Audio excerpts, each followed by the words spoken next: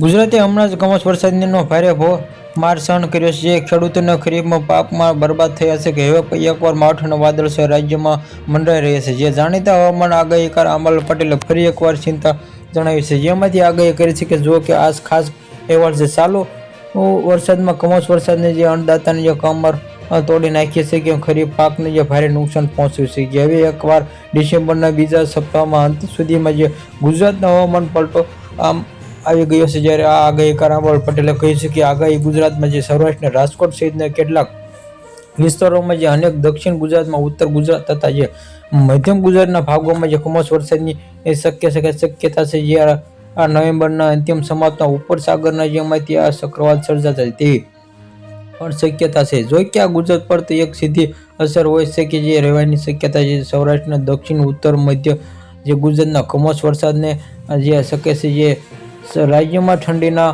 પણ વધઘટના જોવા મળી શકાય છે. જે ઉત્તર ભારતના જે પૂર્વવર્તી વિસ્તારોમાં, પશ્ચિમ વિસ્તારો જે અસર દેખાય જેમાંથી જેના હવામાન વારંવાર બદલાઈ શકે. જે આ જો વરસાદના આવી થાય તો ખરીફ પાક સિઝનમાં સાથે રહી સિઝન પણ બગડશે, જે ખેડૂતોને જે માટે આગાહી ચિંતા અને જગાડનારી છે. જે આ વરસાદ આવ્યો તો નુકસાન મોટું થશે. Subscribe my channel, like and share.